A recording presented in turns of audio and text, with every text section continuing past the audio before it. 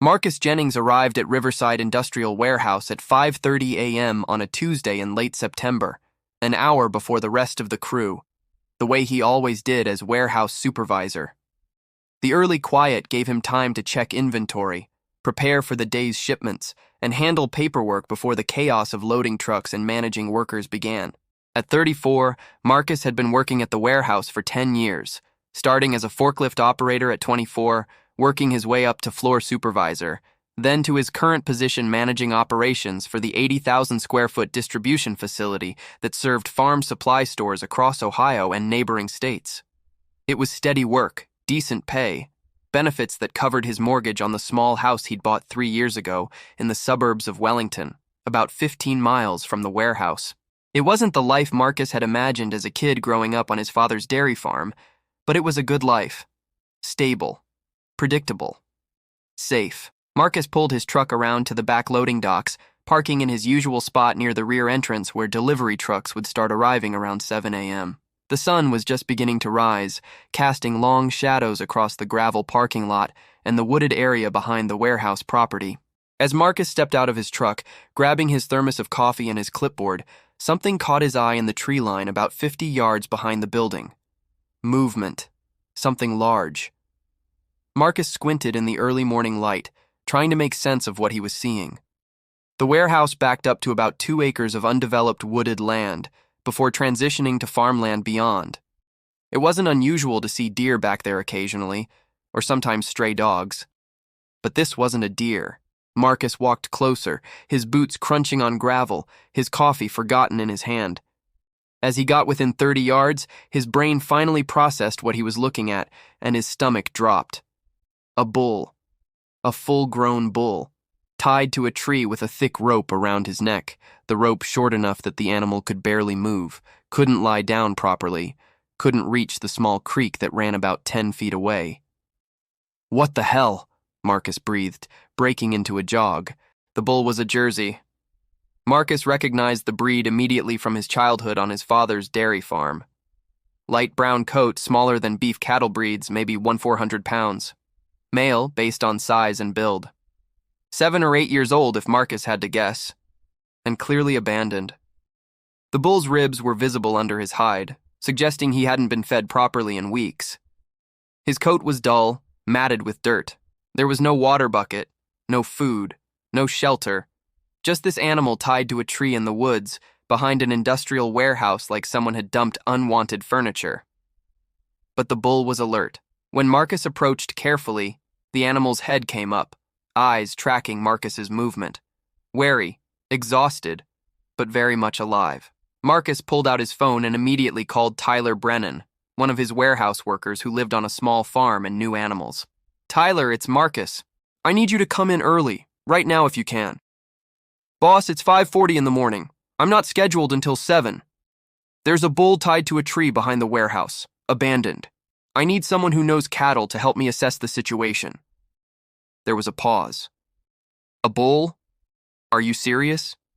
"Dead serious. Can you come now?" "I'm 15 minutes away. Don't approach it alone.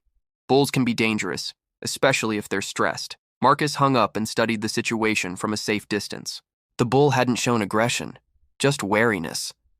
The rope around his neck was tied with a crude knot to a sturdy oak tree, short enough to severely restrict movement. There were marks in the dirt suggesting the bull had been there at least overnight, possibly longer. Someone had brought this animal here deliberately and left it to die. The thought made Marcus furious in a way he hadn't felt in years. He'd grown up around cattle. His father, Craig, had run a small dairy operation with about 40 Jersey cows until the farm went under financially when Marcus was 22, unable to compete with industrial dairy operations. Marcus had loved that farm, loved working with the animals, but when it closed, he'd moved on, found warehouse work, built a different life. He hadn't worked with cattle in 12 years, but standing here looking at this abandoned bull, something old and familiar stirred in Marcus. The same protective instinct his father had taught him, the same belief that animals deserve dignity and care regardless of their economic value. Tyler arrived 16 minutes later, pulling his pickup into the back lot and jogging over to where Marcus stood watching the bull. "Jesus," Tyler said, taking in the scene. "How long has he been here?" No idea. I found him 20 minutes ago. Nobody else has arrived yet. Tyler approached slowly, talking in a low, calm voice. Easy, boy. Nobody's going to hurt you. Let's just see what we're dealing with here. The bull watched Tyler approach, but didn't pull away. Too tired, too defeated, or possibly just too accustomed to human handling to resist. Tyler examined the situation from a few feet away, professional and methodical. At 28, he'd grown up on a cattle farm and still helped his parents manage their small beef operation on weekends. Jersey bull, maybe 7 years old, underweight, probably hasn't been fed properly in weeks, dehydrated definitely. That rope around his neck is too tight, probably causing sores. But he's alert, responsive. If we can get him food and water and proper vet care, he'll probably be okay. Who would do this? Marcus asked, the anger clear in his voice. Someone who couldn't afford to keep him and didn't want to pay for humane euthanasia, Tyler said grimly. Jersey bulls are economically worthless to most small operations. They don't produce milk, obviously, and they're not good for beef like Angus or Hereford. Small dairy farmers sometimes end up with male calves they can't use and can't afford to keep. Most sell them young or euthanize humanely. But if someone's desperate and doesn't want to spend the money, he gestured toward the abandoned bull. Marcus pulled out his phone again. I'm calling the police. This is animal cruelty. Agreed. But Marcus, even if police come, they'll probably call animal control, who'll take him to a shelter that's not equipped for large livestock, or they'll euthanize him immediately because nobody wants to deal with a 400-pound animal with no owner. So what are we supposed to do? Leave him tied to a tree? No. We get him water and food right now, that's immediate. Then we figure out next steps. For the next hour, as other warehouse workers began arriving and word spread about the abandoned bull behind the building, Marcus and Tyler worked to provide emergency care. They borrowed water buckets from the warehouse supply closet, filled them from the outdoor spigot, and carefully approached close enough for the bull to drink. The animal drank desperately, draining 3 buckets. One of the workers whose family farmed nearby went home and returned with 2 bales of hay, which they placed within the bull's limited range. He began eating immediately. By 8 a.m., a small crowd of warehouse workers stood at a respectful distance, watching this unexpected drama unfold. The police had been called. Animal control had been notified. And Marcus had contacted Dr. Angela Foster, a large animal veterinarian who served farms in the area. Dr. Foster arrived at 8:45 a.m., a 41-year-old woman who'd been treating livestock for 15 years. She approached the bull carefully, examined him from a safe distance, then turned to Marcus. He's been neglected, but he's stable. Underweight, dehydrated, probably has some rope burns on his neck, but nothing immediately life-threatening if we provide proper care. The question is, what happens to him now? Can you find the owner? Marcus asked. Police will try, but realistically, whoever did this isn't going to come forward. They'll get charged with animal cruelty. This bull is effectively abandoned property. So what are the options? Dr. Foster was quiet for a moment. Legally, he'll probably end up in county custody while they investigate, but county doesn't have facilities for livestock. They'll likely euthanize him as the most humane option, since there's no owner to cover costs and no obvious place to rehome a Jersey bull. Marcus looked at the bull, who was now eating hay, drinking water, looking more alert with each passing hour. An animal who'd been left to die, but who clearly wanted to live. What if someone took custody of him? Marcus heard himself say. Temporarily, until a permanent solution could be found? Dr. Foster studied Marcus. Do you have experience with cattle? I grew up on a dairy farm. Haven't worked with cattle in 12 years, but I know the basics. And you have property suitable for housing a bull? Marcus thought about his 2-acre suburban lot with a small shed and no fencing. Not currently, but I could set something up temporarily. Tyler was staring at him. Marcus, are you serious? You're talking about taking a 1,400-pound bull home? I'm talking about not letting him get euthanized because nobody else wants to deal with the inconvenience. Dr. Foster pulled out her phone. Let me make some calls. There might be rescue organizations or sanctuaries that could take him. But that'll take time, days or weeks. If you're serious about temporary custody, I can provide medical oversight and help you set up basic housing. But Marcus, this isn't a small commitment. Even temporary care for a bull is expensive and demanding. Marcus looked at the bull. At this animal someone had thrown away, who was drinking water and eating hay and trying to survive despite everything. He thought about his father's dairy farm, about the Jersey cows his dad had loved and cared for even when the farm was failing financially, about how his father had always said, "Animals aren't disposable just because they're not profitable." "I'll take him," Marcus said, "temporarily, until we find a permanent solution." And just like that, Marcus Jennings, warehouse supervisor who hadn't worked with cattle in over a decade, became responsible for saving an abandoned bull tied to a tree behind an industrial building.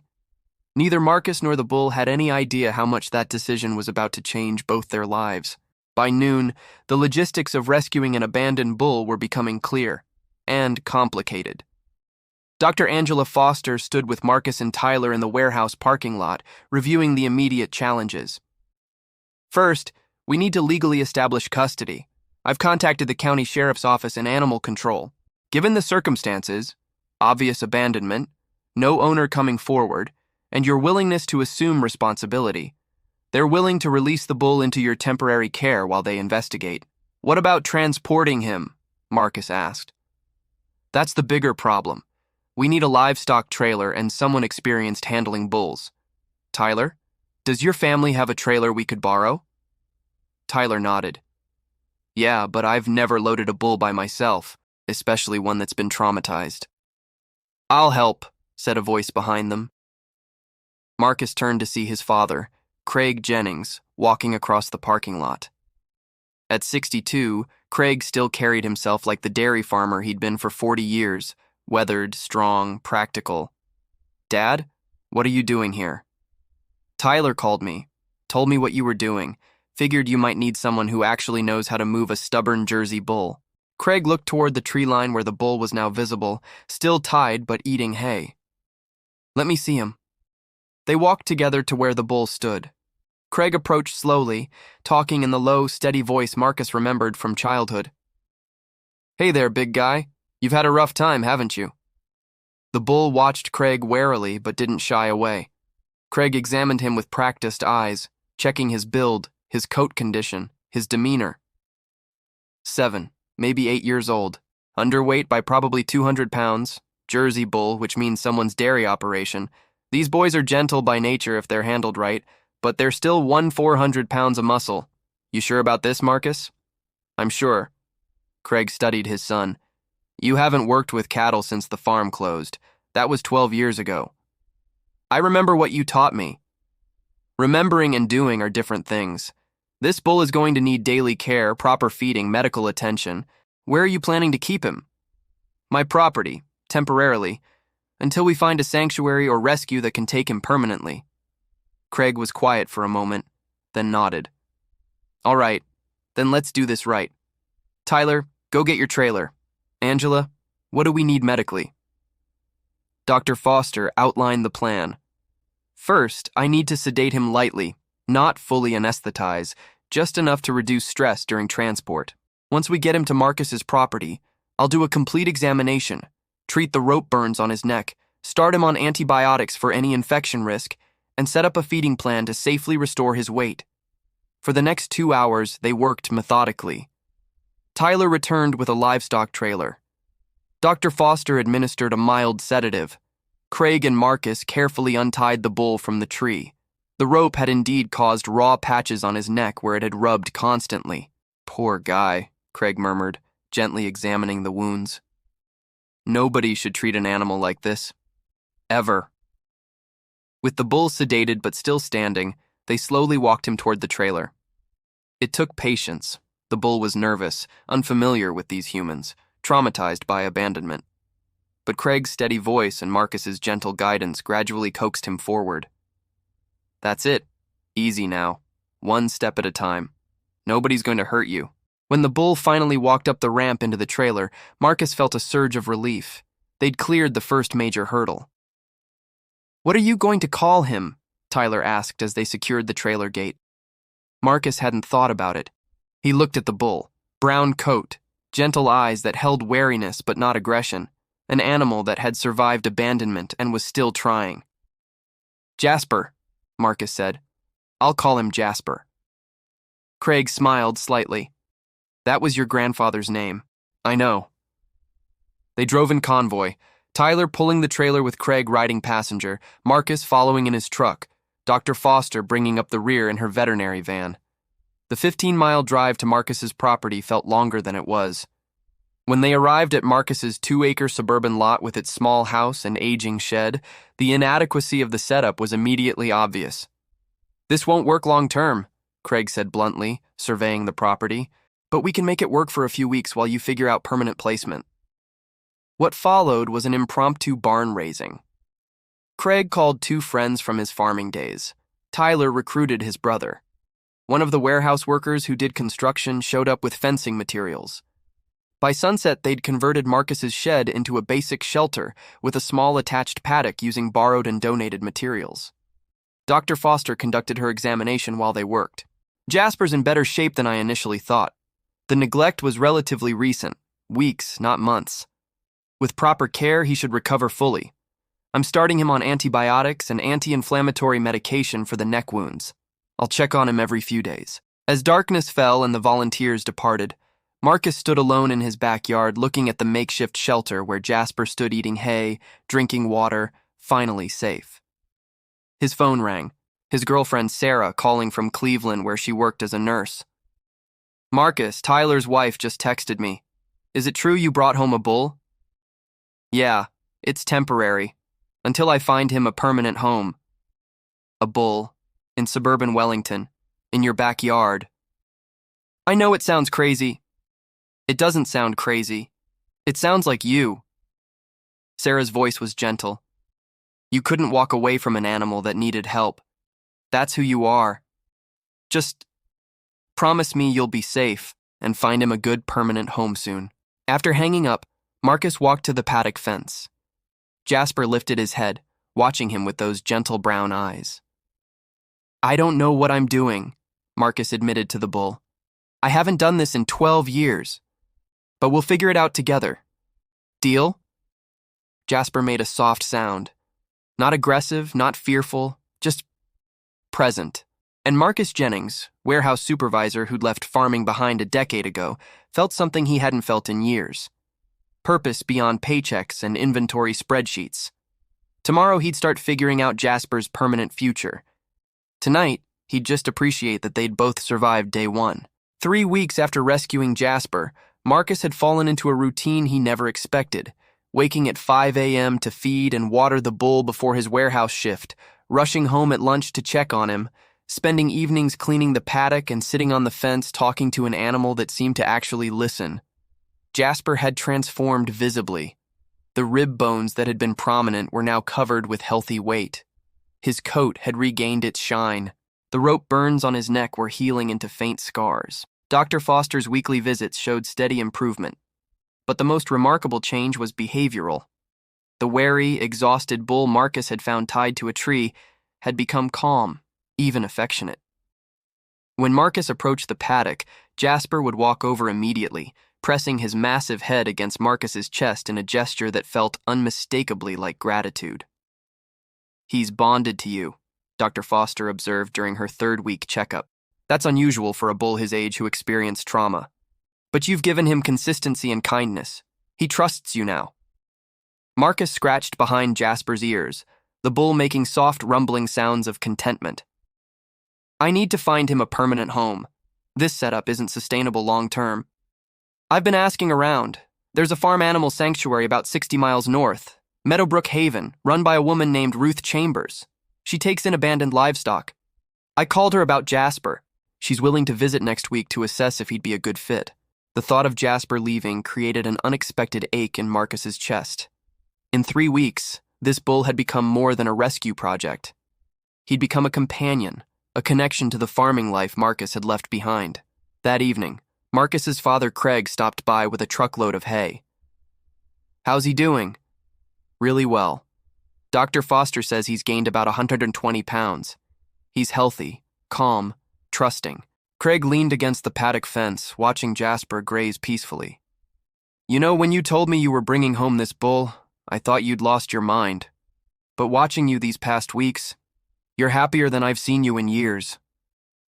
It's just temporary, Dad. I'm finding him a sanctuary placement. Is that what you want, or what you think you should do? Marcus didn't have an answer. He'd built a good life as a warehouse supervisor, steady income, nice house, stable relationship.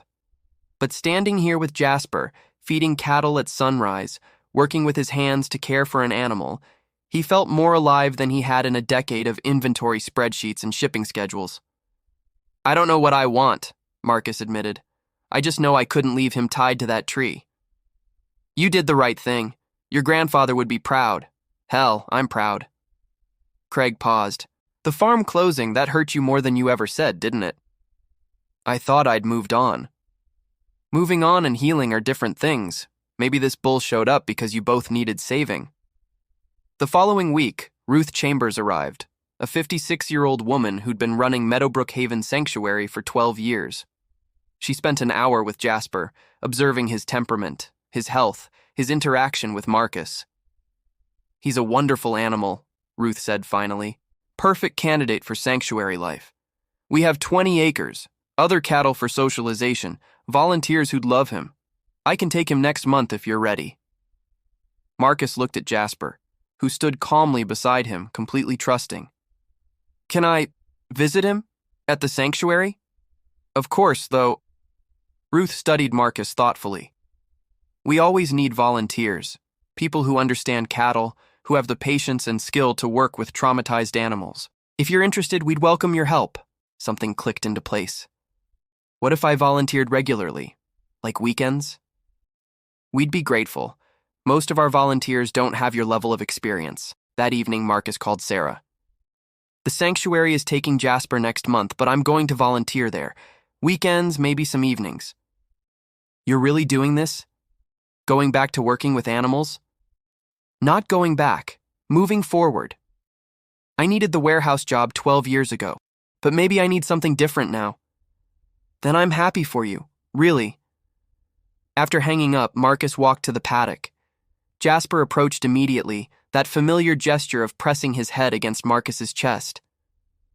You're going to love the sanctuary, Marcus told him. 20 acres, other cattle, people who'll care for you. And I'll visit. Every week. I promise. Jasper made that soft, rumbling sound. Contentment, trust, connection. Marcus had saved an abandoned bull's life. But in the process, Jasper had saved something in Marcus, too. The part of himself he'd buried when the farm closed. The part that belonged with animals and open spaces and work that mattered beyond profit margins. Sometimes rescue goes both ways. 1 month after finding Jasper tied to a tree, Marcus drove the bull 60 miles north to Meadowbrook Haven Sanctuary, his father Craig following in a second truck. The sanctuary was everything Ruth had promised: rolling green pastures, well-maintained barns, and a herd of rescued cattle grazing peacefully. Jasper walked off the trailer calmly, immediately interested in his new surroundings. He's going to do great here, Ruth said, watching Jasper explore. We'll introduce him slowly to the other cattle. Give him time to adjust. Marcus spent 3 hours at the sanctuary that first day, helping settle Jasper into his new stall, meeting the other animals, learning the volunteer routines. When it was time to leave, Jasper watched him go with those gentle brown eyes, and Marcus felt the weight of goodbye. You did the right thing, Craig said during the drive home.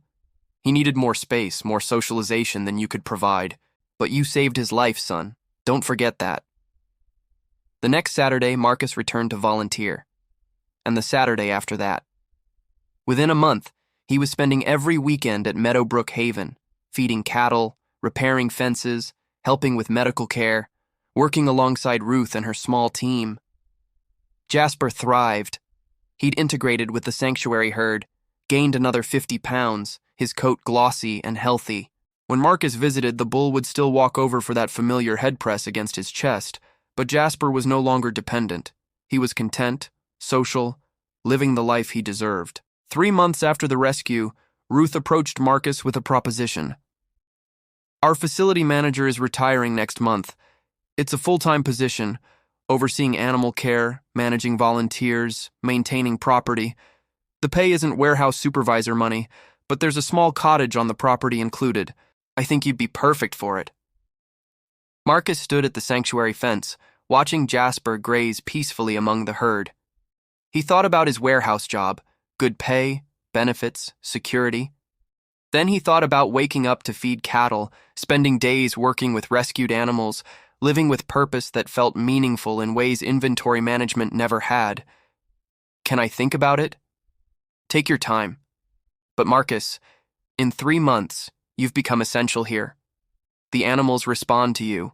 You understand this work. It's where you belong. That evening, Marcus called Sarah.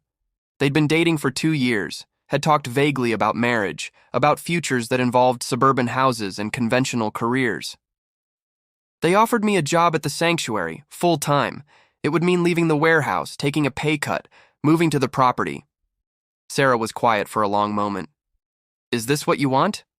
Yeah, I think it is. Then you should do it. We'll figure out the rest. 2 weeks later, Marcus gave notice at the warehouse. His co-workers threw him a farewell party, joking about the warehouse supervisor who'd become a farmer because of an abandoned bull. On his last day, Tyler pulled him aside. You know what you did, right? You didn't just save that bull's life. You showed all of us that it's never too late to find your way back to who you really are.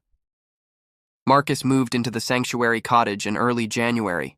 Every morning, Jasper would be waiting at the fence when Marcus emerged, that familiar greeting between the man who'd refused to walk away and the bull who'd needed someone to care. They'd both found home. 6 months after finding Jasper tied to a tree behind a warehouse, Marcus Jennings woke at sunrise in his cottage at Meadowbrook Haven Sanctuary, walked outside, and was greeted by a familiar brown bull pressing his massive head against Marcus's chest.